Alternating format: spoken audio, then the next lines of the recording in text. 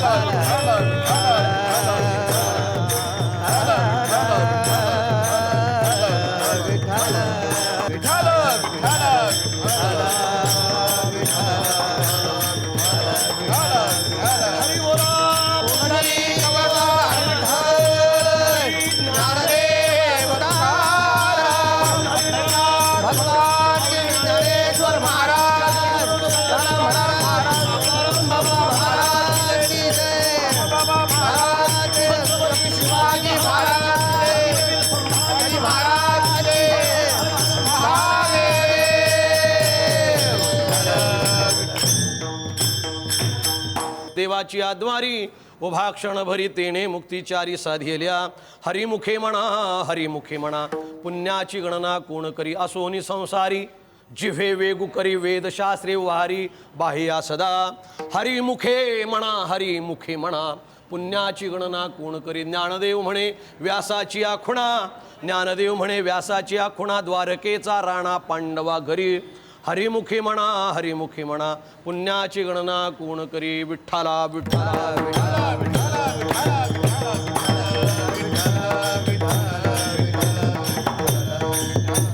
श्री अनंत कोटी ब्रह्मांड नायक श्री अखिलेश श्री पांडुरंग परमात्मा जो तुमचा आमचा सर्वांचा अंतरात्मा त्या श्री पंढरीश परमात्म्याच्या चरणसेवेसाठी आपल्या भाविकांच्या पुढे सर्वांच्या पुढे नतमस्तक होऊन जो अभंग अशा प्रकारचा घेतलेला आहे तो अभंग माऊली श्री महावैष्णव योग्यांची माऊली सर्व वारकऱ्यांवर ज्यांच्या कृपेची सावली असे ज्ञानोबा राय ज्यांची अतिशय वंदनीय पाय त्या ज्ञानोबा रायाचा हरिपाठ या सुंदर ग्रंथातील अत्यंत छोटासा हा ग्रंथ आहे। शॉर्ट बट स्वीट उसको इंग्लिश में कहते हैं।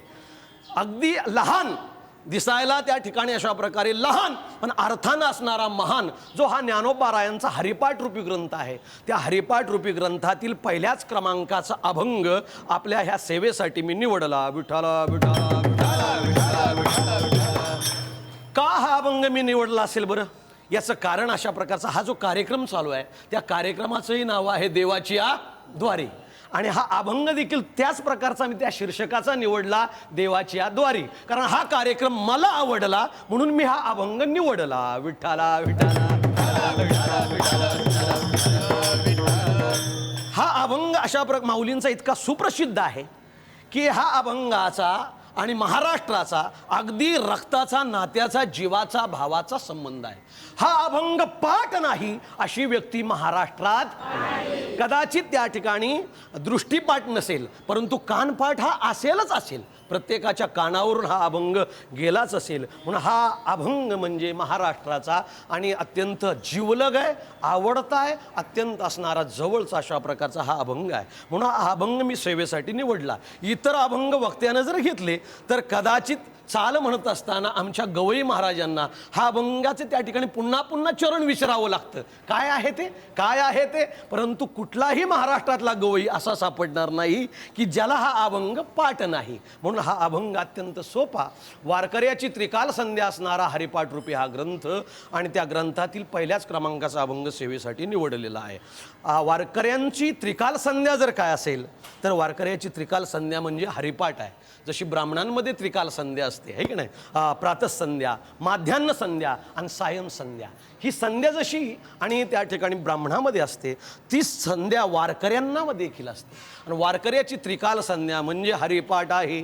आता हरिपाठ म्हणजे नेमकं काय, आपण सगळेच म्हणतो हरिपाठ, पण हरिपाठाची व्याख्या आपल्याला कदाचित सर्वांनाच ज्ञात असेल असं सांगता येत नाही. मग हरिपाठाची व्याख्या काय, शास्त्रकार सांगतात, हरेय नामनस्य पाठा इति हरिपाठा.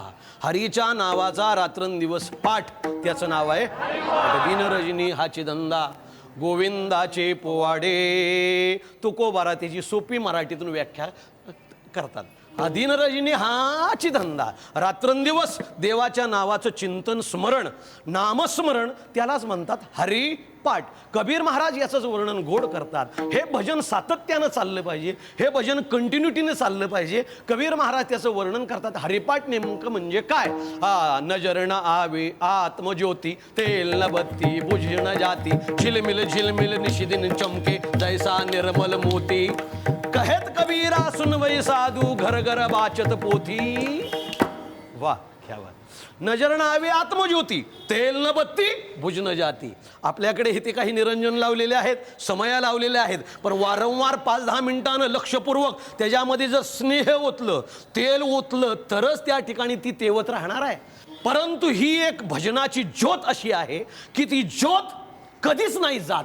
किसच नाव ज्योत, काय चिंतन आहे सुंदर. नजर न आवे आत्मज्योती, तेल न बत्ती बुझ न जाती, झिलमिल झिलमिल निशिदिन चमके जैसा निर्मल मोती, कहेत कबीरा सुनबै साधू घर घर बाचत पोथी, इसको कहते हरिपाठ.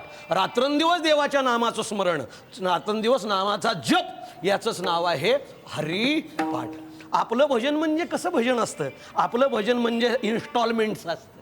आपलं भजन म्हणजे आलं मनाला तर गेली शेणाला, नाही तर बसलीच उन्हाला. सांगायचं कोणाला, ही ग्रामीण भागामध्ये एक म्हण आहे, आपलं भजन म्हणजे आपल्या सवडीनुसार, आवडीनुसार नाही. आपलं भजन म्हणजे सवडीनुसार. भजन म्हटल्यानंतर हाय अवकाश होईल सावकाश, ही आमची भावना असते. प्रपंच आम्ही तातडीनं करतो, आतडीच्या कळवळ्याने करतो आणि परमार्थ मात्र त्या ठिकाणी दैवावर टाकतो. विठ्ठल विठ्ठल.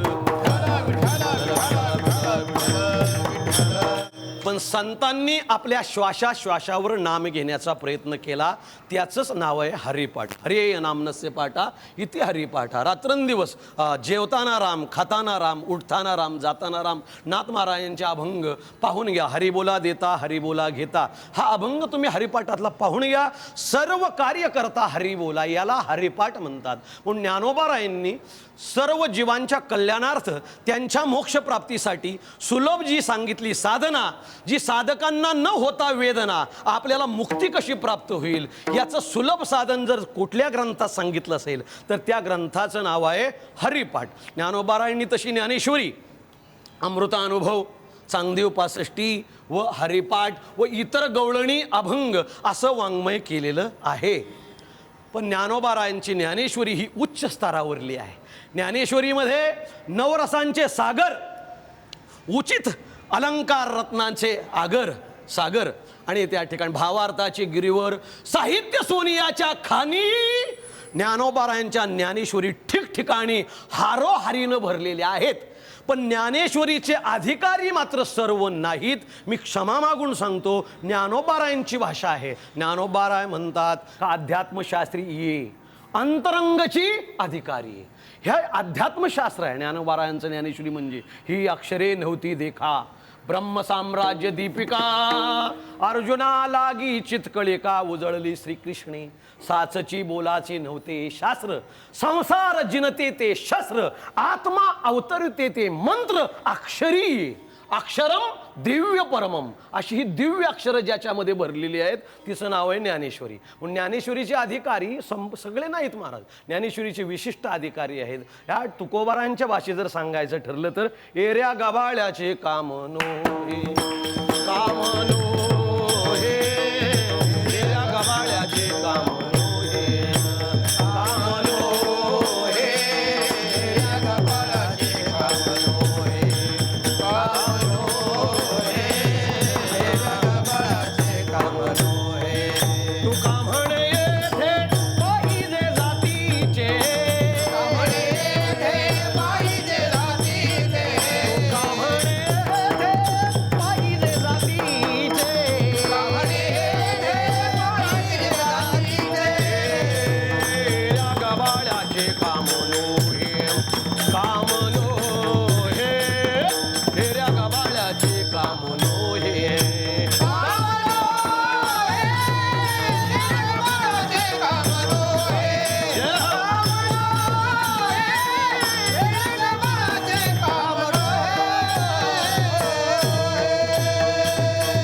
अजून एक ज्ञानोबारायांचं म्हणणं सांगू का तुम्हाला?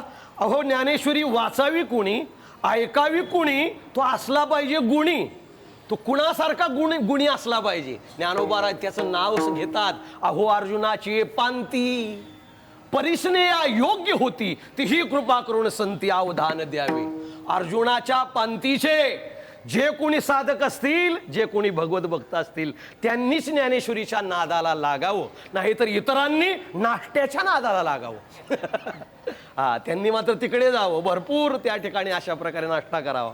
ज्ञानोबारायांनी सांगितलं की पहा, अहो अर्जुनाची पांती, अर्जुनाच्या योग्यतेचे लोक ज्ञानेश्वरीचे अधिकारी आहेत. आता आपण तर कट झालो की नाही त्यात, आपली कटकटच मिटली. आता अमृतानुभवाचे अधिकारी कोण आहेत महाराज? ते देखील एथ अधिकारी मुक्तजन. अमृतानुभवाचा अनुभव देखील त्या ठिकाणी वेगळाच आहे. चांगदेव 65चे अधिकारी कोण आहेत? जो 1400 वर्ष काळाला टक्कर मारू शकतो, काळाला माघारी फिरू शकतो, एवढं योग सामर्थ्य जो आपल्या अंगी मिळू शकतो, तो चांगदेव 65चा अधिकारी आहे. कोण? श्री महान योगीराज चांगदेव महाराज. परंतु त्यांना देखील चांगदेव 65 कळालीच असं सांगता येत नाही. पहिलीच ओवी त्यांना जड गेली. स्वस्त्री श्री वटेशू, जो लपवणी जगदा भासू, दावी मग ग्रासू प्रगटला करी.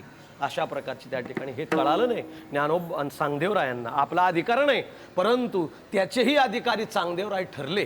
पण मग हे तिन्ही जर ग्रंथ आपल्या डोईजड होतात, म्हणून ज्ञानोबारायांनी अत्यंत कृपाळूपणे, अत्यंत दयाळूपणाने आपल्याला समजेल, आपल्याला रुचेल, आपल्याला पचेल अशा प्रकारचं आणि एक सुंदर मराठी वाङ्मय, मराठी ग्रंथ निर्माण केला.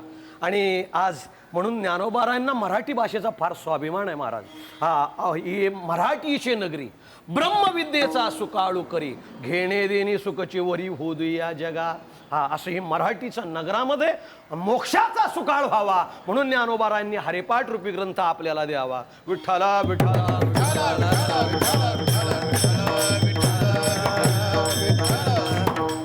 ज्ञानोबारायांचा हरिपाठ म्हणजे महाराष्ट्र सारस्वताला ललांभूत असणारा हा ग्रंथ आहे महाराज. हा ग्रंथ शॉर्ट बट स्वीट अशा प्रकारचा हा ग्रंथ आहे आणि तो ग्रंथ इतका महान आहे. ज्ञानोबारायांनी त्या ठिकाणी सांगावं या ग्रंथाचं त्या ठिकाणी काय देतं हे ग्रंथ?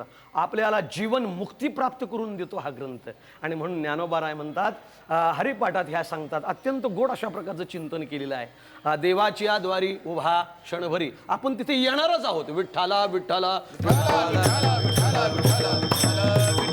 प्रत्येक जण, प्रत्येक महात्मा, प्रत्येक साधक, प्रत्येक त्या ठिकाणी जीवनामध्ये आलेली व्यक्ती का करत असेल भक्ती, तर याचं कारण आहे त्याला प्राप्त व्हावी अशी वाटते मुक्ती.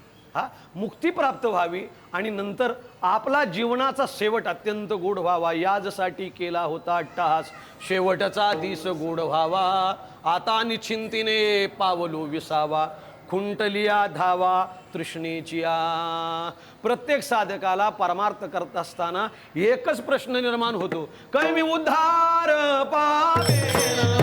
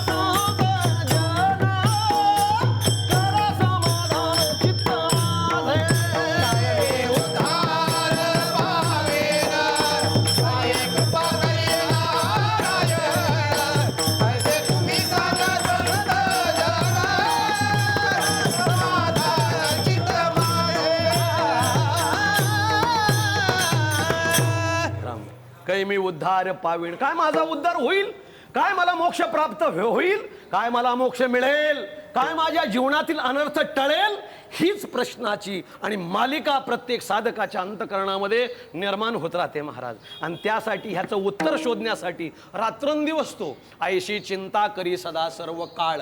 रात्रंदिवस हेची तळमळ, रात्रंदिवस त्याला तीच तळमळ आहे की माझा उद्धार होईल काय, मला मोक्ष मिळेल काय, माझ्या जीवनातला त्या अनर्थ टळेल, हे त्याच्या प्रश्नाची मालिका. आणि घेऊन चाललेला साधक त्याने विचार केला, ह्या प्रश्नाला उत्तर समर्पक असे श्री संतच देतील.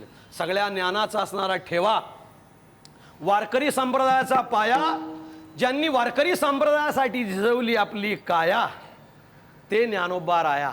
ते ज्ञानोबा राय ह्या प्रश्नाचं यथार्थ उत्तर देतील. म्हणून काही साधक मंडळी, काही जिज्ञासू वर्ग 750 वर्षापूर्वी ज्ञानोबारायांच्याकडे आले. ज्ञानोबारायण म्हणू लागले, माऊली तुम्ही जगाचे माऊली आहात, संपूर्ण विश्वाची तुम्ही आहात माऊली, आम्हा सर्व साधकांची तुम्हीच आहात सावली.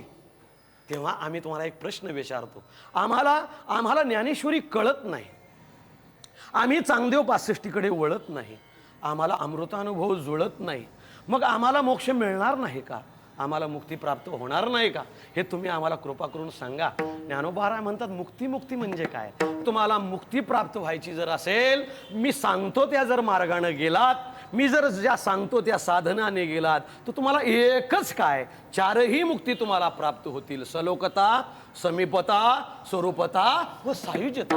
मग ज्ञानोबा राया हे जर तुम्ही आम्हाला सांगणारच असाल तर वेळ का लावताय, एक तर वेळ आम्हाला अगोदरच कमी आहे, तुम्ही आम्हाला ती साधना पटकन सांगा, आम्ही नेमकं काय करावं जेणेकरून आम्हाला मुक्ती प्राप्त होईल. त्यावेळेस ज्ञानोबा राय त्या मुक्तीची साधना, त्या मुक्तीचा उपाय ह्या सेवेसाठी घेतलेल्या अभंगाच्या पहिल्या चरणामध्ये सांगतात. देवाची द्वारी उभा क्षण भारी, देवाची द्वारी उभा क्षण भारी, मुक्तीचारी साधिल्या, तेने मुक्तीचारी साधिल्या.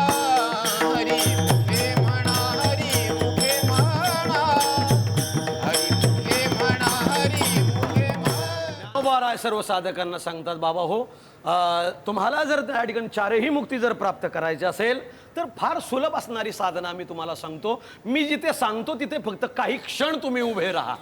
मग म्हटले, महाराज आम्ही कुठे उभं राहायचं, टपरीची आद्वारी, शेजाऱ्याच्या द्वारी नाही नाही नाही नाही, टपरीच्या द्वारी नाही, शेजाऱ्याच्या द्वारी नाही. मी सांगतो कुठे, देवाची द्वारी उभा क्षणभरी तेने मुक्तिचारी साधिल्या. मी देवाचं द्वार सांगतोय आणि त्या देवाच्या द्वारामध्ये तू क्षणभर जर उभं राहू शकलास तर तू चारही मुक्तीचा अधिकारी ठरशील. आता देव म्हणजे नेमकं काय, त्या देवाचं द्वार देव अगोदर कळला पाहिजे, मग त्याचं द्वार आपल्याला कळालं पाहिजे. मग ह्यासाठी तर एखाद्या त्या ठिकाणी अशा प्रकारे कुणीतरी साधक, कुणीतरी मार्गदर्शन करणारा पाहिजे. ज्ञानोबा राया, मग देव म्हणजे नेमकं काय? देव हा शब्द व्याकरणशास्त्रामध्ये कसा निर्माण झाला, त्याचं उत्पत्ती स्थान काय आहे, त्यातला मूळ धातू काय आहे? देव या शब्दातला मूळ धातू आहे दिव. दिव म्हणजे दिव्यता, दी म्हणजे दिव्यता. जसं मंदिर या शब्दाचा लॉंग फ्रॉम काय करता येईल? म म्हणजे मंगलता, दी म्हणजे दिव्यता, र म्हणजे रम्यता, इज इक्वल टू मंदिर. विठ्ठला विठ्ठला. तसा देव या शब्दातला मूळ धातू आहे दिव. दिव्याचा गुणधर्म आहे प्रकाशने.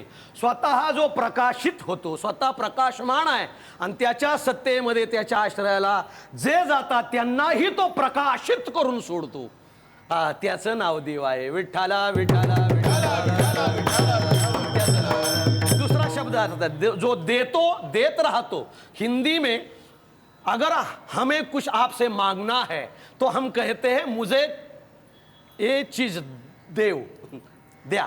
देव म्हणजे देणे, देव म्हणजे त्या ठिकाणी देणे. थोडंसं त्या ठिकाणी ग्रामीण हिंदी आहे, पण देव या शब्दाचा अर्थ आहे देणे. जो आपल्याला अपार ज्याच्याकडून देणे आहे, आपल्याकडून आपल्याला ते घेणे आहे, त्याचं नाव आहे देव. ह्याला इंग्लिशमध्ये एक गोड शब्द आहे गॉड. मुळातच हा गॉड शब्द बऱ्याचपैकी गॉड आहे, गोड आहे, गोड आहे की नाही गॉड. ह्याचं त्या ठिकाणी स्पेलिंग सुंदर आहे, GOD. G for generation, O for organisation आणि D for destruction. Vitthala Vitthala. Generation म्हणजेच आता समजा कदाचित जाऊ नये पण प्रसंग आला वाईट आणि एका क्षणात जर गेली लाईट तर किती वातावरण होईल ना ताईट. बरं, लाईट गेल्यानंतर एका क्षणामध्ये विद्युत निर्मितीचं जे त्या ठिकाणी निर्माण करण्याचं जे यंत्र आहे त्याला आम्ही काय म्हणतो? जनरेटर. वा, सुंदर. मला जरा मदत करण्याचा प्रयत्न करा. जनरेटर म्हणजे जी फॉर जनरेशन, उत्पादक शक्ती. ओ फॉर ऑर्गनायझेशन, संघटना. आता आपल्याला कीर्तन करायचंय, प्रवचन करायचंय, व्याख्यान करायचंय. एकटा वक्ता असून भागणार नाही, त्याला तेवढ्याच ताकदीचा श्रोता लागतो तुमच्यासारखा, तेवढ्याच ताकदीचे मृदुंग पकवाज वादक लागतात, तेवढ्याच ताकदीचे गायक लागतात. याला म्हणतात ऑर्गनायझेशन. आणि हे जो गोळा करतो त्याला म्हणतात ऑर्गनायझर. विठ्ठला विठ्ठला. ओ फॉर ऑर्गनायझेशन आणि डी फॉर डिस्ट्रक्शन म्हणजे विनाश. हे तिन्ही गुणधर्म ज्याच्याकडे आहेत, तिन्ही पॉवर जो राखून ठेवतो आपल्याकडे आहे, त्याचं त्या आपल्याकडे जो सामावून घेतो त्याचं नाव आहे गॉड. आणि म्हणून इथे देव हा शब्दाचा अर्थ एवढा विपुल होतो, आपल्याला पुढे जावं लागेल. देव या शब्दाची व्याख्या कठोपनिषदामध्ये फार गोड केलेली आहे. उपनिषद जर आपण पाहू गेलो, उपनिषद आहेत 108. त्यापैकी दशोपनिषद प्रसिद्ध आहेत ना बाबा. ईशकेन कट प्रश्न, मुंडक मांडुक्य, तैतरीय, ऐतरीय, बृहदारण्य, छांदोग्य, श्वेताश्वेतर. विठ्ठला विठ्ठला विठ्ठला. माझ्याकडे पहा, ही सगळी उपनिषद आहेत 10. किती? 10. आता सांगितली ती ईशकेन कट प्रश्न, मुंडुक मांडक्य, तैतरीय, ऐतरीय, छांदोग्य, बृहदारण्य, श्वेताश्वेतर. त्यापैकी आणि एका उपनिषदामध्ये ब्रह्माची नाम देवाची व्याख्या केलेली आहे. आता जमतंय का ते आपण पाहूया, ते आपण पाहून घेऊया तिचा अर्थ काय. ते उपनिषद सांगतं, कठोपनिषद सांगतं ब्रह्म म्हणजे नेमकं काय, देव म्हणजे काय. भगवान परमात्मा जो दिसतो त्याला देव म्हणावं का? नाही. उपनिषद सांगतं दिसतो तो देव नाही, दाखवतो तो देव. विठ्ठला विठ्ठला. आता श्लोक तुमच्या पुढे मी निवेदन करतो. या चक्षुषाम पश्यती येन चक्षुंशी पश्यती तदेव ब्रह्मतम विद्वी नेदम यदुमुपासते. आपल्याला कळेल या श्लोकाचा अर्थ. जे डोळ्याने दिसते ते ब्रह्म नव्हे, डोळे ज्याच्यामुळे पाहू शकतात अशी त्या डोळ्याच्या मागची अतिंद्रिय शक्ती, तिचं नाव आहे देव. विठ्ठला विठ्ठला देखवी ऐकवी एक नारायण, तयाचे भजन चुकू नको. तो देखवी, तो दिसतो असं नाही, तो ऐकवी, तो ऐकता येतो असं नाही. किती उपनिषद गोड बोलतं महाराज. अर्थ समजावून घेऊया आपण. या चक्षुषाम पश्यती, हे चक्षुषाम पश्यती येन चक्षुंशी पश्यती. जे डोळ्यानं दिसतं ते ब्रह्म नव्हे, ती मूर्ती आहे. मूर्ती आहे. डोळ्यानं देव दिसू शकत नाही. विठ्ठला विठ्ठला विठ्ठला. मी तुम्हाला एक सामान्य प्रश्न विचारतो, जरा माझ्याशी संवाद साधा. हा, आपल्याला दिसतं कशाने? डोळ्याने, असं म्हणणं तुमचं आहे. आता मी तुम्हाला त्या ठिकाणी पुढे उदाहरण सांगतो. काल्याच्या आदला दिवस आहे, आपला सप्ताह चालू आहे. सपोज इमॅजिन करा, आपला सप्ताह चालू आहे. उद्या दुसऱ्या दिवशी काला, आणि काल्याला जवळजवळ 5-1 हजाराचा समाज आला, आदल्याच दिवशी आला. आता त्या समाजासाठी आपल्याला महाप्रसाद करणं आहे. महाप्रसाद करण्यासाठी तांदूळ निवडणं आहे. म्हणून कार्यकर्त्यांनी तांदूळ घेऊन आले. 5-1 पोती बासमती तुकडा. किती सुंदर असतं तो तांदूळ. आणि तो तांदूळ निवडण्यासाठी आदल्या दिवशीच्या जागराच्या कीर्तनाच्या नंतर आणि कार्यकर्त्यांनी माईकवर निवेदन केलं, माता भगिनी जेवढ्या आहेत त्यांनी कीर्तन झाल्यानंतर कृपया घरी जाऊ नये, हे तांदूळ निवडल्याशिवाय घरी जाऊ नये, एवढं सहकार्य करावं, एकमेका सह्य करू अवघे धरू सुपंत. सर्व माता भगिनींनी ते ऐकलं. 10-15 माता भगिनी आणि तांदूळ निवडण्यासाठी बसल्या. तांदळाची पोती, तांदळाची गुणी मध्ये सोडलेले आहेत, आणि मध्ये सोडलेले असताना तांदूळ निवडण्याचा कार्यक्रम चालू आहे. आपल्याला येणाऱ्या ओव्या जनाबाईंच्या त्या आपल्या मुखानं म्हणतायत, हातानं काम करतायत.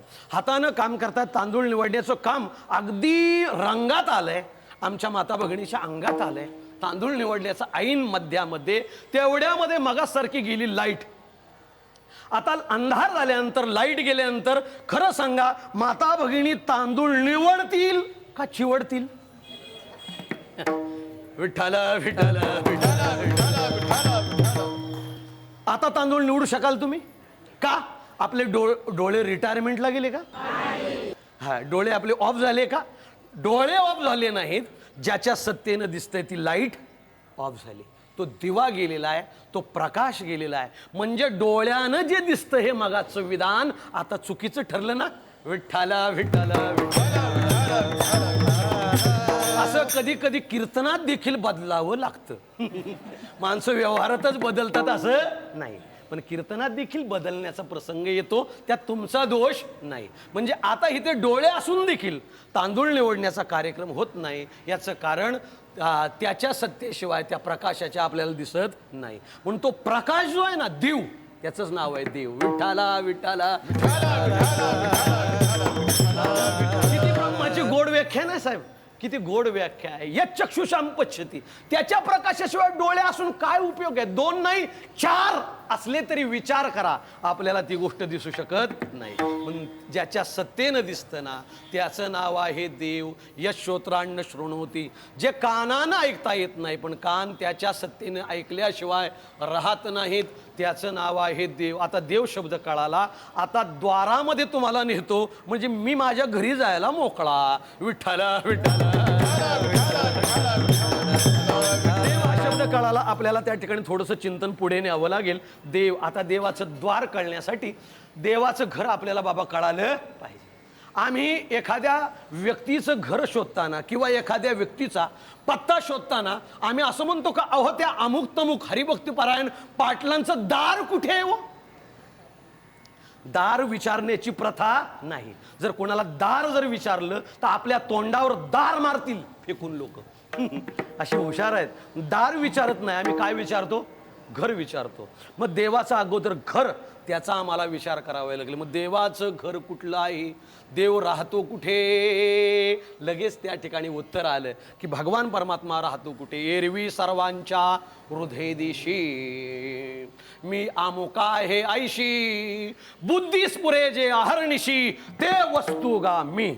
किंवा दुसरी ओवी ज्ञानोबारांची आपल्या पुढे सादर करतो, तैसा हृदयामध्ये मी रामू, का असता सर्व सुखासी आरामू, का भ्रांताशी कामो विषयावरी. विठ्ठला विठ्ठला विठ्ठला.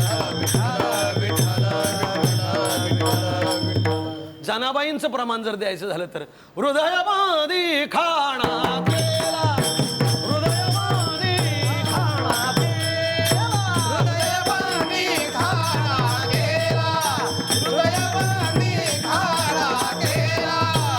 आता विठ्ठल कोटीला, आता विठ्ठल कोटीला, आता विठ्ठल कोटीला.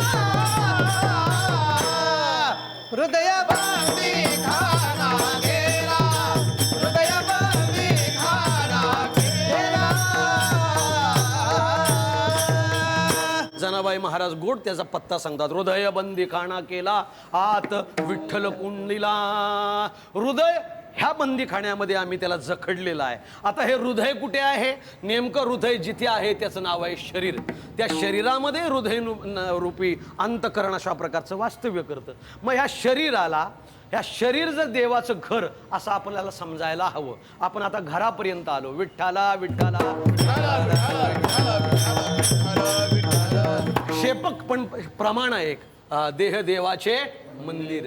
किंवा भगवान परमात्मा देखील सांगतात यंत्रारूढानी मायया भ्रामयन सर्वभूतानी यंत्रारूढानी मायया. मी ह्या शरीररूपी यंत्रामध्ये वास्तव्य करून सगळे कार्य करून घेतो. एरवी सर्वांच्या हृदय देशी. मी शरीरामध्ये आहे. म्हणजे शरीर हे देवाचं जर घर धरलं आपण, घर अशा प्रकारचं त्या ठिकाणी आपण लक्षात घेतलं तर ह्या घराला दार किती? हा प्रश्न येतो की नाही? हा, शरीर हे देवाचं घर आहे. नवे नवे घराहीपेक्षा मोठी पदवी कबीर महाराज आपल्या एका हिंदी अभंगामध्ये ह्या घराला देतात. घरापेक्षा स्टँडर्ड जर काय असेल तर त्याचं नाव बंगला. विठ्ठला विठ्ठला. कबीर महाराज ह्या बंगल्याचं वर्णन यथोचित करतात. बंगला खूब बनाया भी, अंदर नारायण सोया भी. इस बंगले को दरवाजे कितने सिर्फ हमें ये बताओ. कबीर महाराज कहते इस बंगले को 10 दरवाजे, बीच पवन का खंबा. अगर ये न होगा पवन का खंबा तो आदमी हो जाएगा लंबा. विठ्ठला विठ्ठला विठ्ठला. आता मला वेळ माझ्याकडे कमी आहे. 5 वायूच्या आश्रयानं आपलं शरीर रूपी ही इमारत उभी आहे. पंचप्राण ज्याला म्हणतात. प्राणाय नमः, अपानाय नमः, व्यानाय नमः, समानाय नमः, उदानाय नमः, पंचप्राणाय नमः. ह्याला आपल्याला पूजेमध्ये ह्या प्राणांना नमन करावं लागतं. 5 उपवायू आहेत. नाग, कुर्म, कृकल, देवदत्त आणि धनंजय. हे पंच उपवायू आहेत. एरवी सगळे मिळून 10 वायू आपल्या शरीरात कार्य करतात. यातला एखादा देखील वायू जर उन्हा पडला तर अर्धांग वायू होण्याची दाट शक्यता नाकारता येत नाही. भ्यायचं कारण नाही. कीर्तन चालू आहे. याला म्हणतात हे बीज पवन का खंबा. आता मला खांबांचा विचार करायचा नाही. आता मला विचार करायचा आहे फक्त त्या ठिकाणी दारांचा. 10 दारं आहेत असं कबीर महाराजांचं म्हणणं आहे. पण भगवान कृष्णाचं गीतेमध्ये सांगणं आहे नवद्वारे पुरे देहि नैव कुर्वन्न कारयन. आता देवाची 9 द्वारं देवाने गृहीत धरली आहेत. पण कबीर महाराज 10 द्वारं धरतात. आपण संतांच्या म्हणण्याचा विचार करू. विठ्ठला विठ्ठला विठ्ठला. याचं कारण देशाचा स्वाभिमान संत आहेत आणि देशाची संपत्ती ग्रंथ आहेत. अंडरलाईन दिस पॉइंट. महत्वाचा मुद्दा सांगतो. देशाचा स्वाभिमान संत आहेत. आपले सावळा रामबाबा म्हात्रे ही सगळी मंडळी, ज्ञानोबाराय, तुकोबाराय, सावता महाराज, नंतर त्या ठिकाणी गोरोबा काका, हे सामान्य आहेत का? हा आपल्या देशाचा स्वाभिमान आहे. पण देशाचा स्वाभिमान संत आहेत आणि देशाची संपत्ती ग्रंथ आहेत. म्हणून भगवान परमात्म्याच्या म्हणण्याचा विचार न करता वेळेच्या अभावी आपण कबीर महाराजांच्या म्हणण्याचा विचार करू. ह्या बंगल्याला 10 दरवाजे. 10 नीट माझ्याकडे पहा. 2 डोळे, 2 नाकपुड्या, 2 कान, मुखद्वार, अधोद्वार व गुदद्वार. ही 9 छिद्र, ही 9 द्वारं धरली तर 10वं एक द्वार असतं त्याला दशमद्वार म्हणतात. केवळ आणि निव्वळ अध्यात्म सांगण्याचा आपण प्रयत्न करूया. विठ्ठला विठ्ठला विठ्ठला. ब्रह्मरंध्र म्हणजे दशमद्वार. असे 10 द्वारं जर त्या ठिकाणी आपल्या समोर आली, पण ह्या 10 द्वारापैकी कुठल्या द्वारात उभं राहायचं माऊली? आम्हाला सांगा ना, आम्हाला तेवढं कळू द्या. त्यावेळेस ज्ञानोबाराय म्हणतात अरे ही 10 द्वारं ही दशेंद्रिय दृश्य आहेत आणि भगवान परमात्मा अदृश्य आहे. तो डोळ्यानं गोचर होत नाही ना. तो डोळ्यानं गोचर होत नाही. ते येतं मनाची नखी न लगे. ते मनाची बुद्धी तिथे त्या ठिकाणी मनाची नखी न लगे. विठ्ठल विठ्ठल. आपण देवाच्या 10 दाराचा विचार आपण करत होतो. त्या 10 दारापैकी एक त्या ठिकाणी ही दशेंद्रिय ही दृश्य आहेत, पण भगवान परमात्मा अदृश्य आहे आणि तो अदृश्य असणारा परमात्मा ह्या द्वारामध्ये उभं राहून आपल्याला दिसणार नाही. मग ह्या 10 इंद्रियांच्या पलीकडे एक द्वार असलं पाहिजे. ते द्वार कुठलं? त्या ज्ञानोबा आहे त्या द्वाराचं वर्णन करतात. तू मन हे मीची करी माझ्या भजनी प्रेम धरी सर्वत्र नमस्कारी मजे एका ते. यालाच मनुस्मृतीमध्ये म्हणू महाराज म्हणू ऋषी अनुमोदन देतात. बाबा रे तुझ्या उद्धार करायचा आहे ना, तुला मोक्ष प्राप्त करायचा आहे ना, एकच सबळ असणारा एक श्लोकाचं प्रमाण देतो आणि मी विठोबा रखुमाईचं भजन घेतो. अत्यंत गोड प्रमाण आहे की मोक्ष कसा प्राप्त होतो. आणि मनुस्मृतीमध्ये म्हणू महाराज म्हणतात मनयो मनुष्यानाम कारणम बंध मोक्षयो. मनुष्य किती गोड सांगतात. अरे जीवाच्या बंधाला अथवा मोक्षाला, त्याच्या जीवामध्ये गुंतण्याला अथवा मुक्तीला त्याचं कुठलंही जन कारणीभूत नाही, तर त्याचं मन हे कारणीभूत आहे. मन हे राम झाले, मन हे राम झाले, प्रवृत्ती ग्रासोनी कैसे निवृत्तीला आले, प्रवृत्ती ग्रासोनी कैसे. प्रवृत्तीतून निवृत्तीला जाणं म्हणजे बंधातून मोक्षाला जाणं, आणि बंधातून मोक्षाला जाणं म्हणजेच मुक्ती प्राप्त होणं. तेने मुक्तीचारी साधियेला, तेने मुक्तिचारी साधियेला, तेने मुक्तिचारी साधियेला. विठोबा रखुमाई, विठोबा रखुमाई, विठोबा रखुमाई, विठोबा रखुमाई, विठोबा रखुमाई, विठोबा रखुमाई, विठोबा रखुमाई, विठोबा रखुमाई, विठोबा रखुमाई, विठोबा रखुमाई, विठोबा रखुमाई, विठोबा रखुमाई, विठोबा रखुमाई, विठोबा रखुमाई, विठोबा रखुमाई, विठोबा रखुमाई. विठोबा रखुमाई.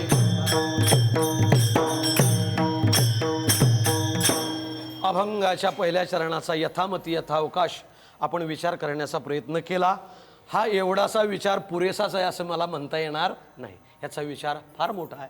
अरे स्वानंद सुखनिवासी गुरुवर्य गुरुनाम गुरु धुण्णा महाराज देगलूरकर यांनी फार मोठं चिंतन केले. देवाचं द्वार म्हणजे नेमकं काय आहे, देवाच्या द्वारांच्या साधनांचाही त्या ठिकाणी उल्लेख बराच केला आहे. पण आपल्याला वेळेची फार मर्यादा आहे, म्हणून आपल्या अभंगाचं पहिलं चरण आपण विचार करून इथे त्या ठिकाणी संपून टाकलेलं आहे. देवाच्या द्वारी उभा क्षणभरी. आता एक क्षणाचा क्षणभरच विचार करूया. विठ्ठला विठ्ठला विठ्ठला. क्षणाचा क्षण म्हणजे नेमकं काय? एक क्षण परमार्थ करून आपलं भागतं का? आपल्याला त्या ठिकाणी मोक्ष प्राप्त होतो का? पण एका क्षणाचा विचार अशा प्रकारचा आहे. एक डोंगरे बापूंचं सुंदर विधान असायचं भागवतामध्ये की साधकानं आणि असणाऱ्या माता भगिनीनं या विधानाचा विचार करावा आणि एवढं विधान घरी घेऊन जावा. ज्या माऊलीला, ज्या माता भगिनीला संसार करायचा आहे तिने आपल्या संसारातला एक कण देखील वाया जाता कामा नये. अन्न का कण और जीवन का क्षण. बहुत महत्व का वाक्य है. विठ्ठल विठ्ठल विठ्ठल विठ्ठल विठ्ठल विठ्ठल. अन्न का कण और जिंदगी का क्षण. वायाला नाही गेला पाहिजे असं डोंगरे बापूंचं म्हणणं असायचं. ज्या बिचाऱ्या माऊलीचं कण कण कण कण गोळा करून मन तयार होतं, ज्या माऊलीनं कण कण गोळा करून जो जिन संसार करते तीच खरी माऊली आहे. म्हणून त्या ठिकाणी कणाकणानं संसार होतो आणि क्षणाक्षणानं परमार्थ होतो. ज्या माऊलीचं त्या मुसळच केरात जात असेल तिचं बँकेत काय जात असेल? विठ्ठल विठ्ठल विठ्ठल विठ्ठल विठ्ठल विठ्ठल. कणाकणाने संसार होतो आणि क्षणाक्षणानं परमार्थ होतो. म्हणून ज्ञानोबाराय म्हणतात उभा क्षणभरी. या क्षणभरी या शब्दाचा अर्थ आहे बाबा रे आपलं आयुष्य क्षणभर आहे महाराज. क्षणभराची देखील गॅरंटी देता येत नाही. ज्ञानेश्वर माऊली, ज्ञानराज माऊली तुकाराम, ज्ञानेश्वर माऊली, महाराज ज्ञानेश्वर माऊली, ज्ञानराज माऊली तुकाराम. ज्ञानेश्वर माऊली, ज्ञानराज माऊली. ही मुक्ती आणि भक्ती प्राप्त करण्यासाठी त्याला संसार सोडून हिमालयात जावं लागेल असं नाही. तर असोनी संसारी जिव्हे वेगू करे वेदशास्त्रे उभारी बाह्या सदा. तो संसारात असला तरी काही वाईट होत नाही. कामामध्ये काम काही म्हणा राम. एक इंग्लिशमध्ये सुंदर म्हण आहे, your duty is your beauty. तुमचं काम त्या कामातच शोधा राम, त्याला अंती मिळेल आराम. जो कामात करतो आराम तो असतो हराम. म्हणून आसोनी संसारी जिव्हे वेगू करी वेदशास्त्रे उभारी बाह्या सदा वेदांनी देखील बाह्य उभारून हे आपल्याला अनुमती दिली. पण महाराज आम्हाला हे सांगा की हे ग्रंथाचा पुरावा आम्हाला नको, आम्हाला एखाद्या संताचा पुरावा द्या. Who is the witness of this fact? ह्या वस्तुस्थितीला कोण विटनेस आहे? त्या साक्षीदाराचं नाव काय? त्या साक्षीदाराचं नाव ज्ञानोबाराय अभंगाच्या शेवटच्या चरणामध्ये ज्ञानदेवा म्हणे व्यासाची आखुणा, ज्ञानदेवा म्हणे व्यासाची आखुणा, ज्ञानदेवा म्हणे व्यासाची आखुणा, ज्ञानदेवा म्हणे व्यासाची आखुणा. तारके कारणा पांडवा घरी, तारके कारणा पांडवा घरी, हरिमुखे म्हणा, हरिमुखे म्हणा, हरिमुखे म्हणा, हरिमुखे म्हणा. तारकेचा राणा पांडवा घरी, तारकेचा राणा पांडवा घरी, हरिमुखे म्हणा, हरिमुखे म्हणा, हरिमुखे म्हणा, हरिमुखे म्हणा. विठ्ठल जय जय विठ्ठल जय विठ्ठल जय जय विठ्ठल जय विठ्ठल जय जय विठ्ठल. बोलिलेले पुढे वेळे पुढे करा क्षमा अपराध महाराज तुम्ही. नाही विचारिला अधिकार म्या, करा क्षमा अपराध महाराज तुम्ही. तुका म्हणे ज्ञानेश्वरा हा पाया प्रीती करा क्षमा अपराध महाराज तुम्ही. ज्ञानदेव तुकाराम, ज्ञानदेव तुकाराम, ज्ञानदेव तुकाराम, देव तुकाराम, देव तुकाराम, ज्ञानदेव तुकाराम, तुकाराम, तुकाराम, तुकाराम, तुकाराम. कुंडली श्री ज्ञानदेव तुकाराम पंढरीनाथ भगवान माऊली ज्ञानेश्वर महाराज, जगद्गुरु संत तुकाराम महाराज, सद्गुरु वामनबाबा महाराज, सद्गुरु सावळबाबा महाराज, वासुदेव महाराज, छत्रपती शिवाजी महाराज की जय.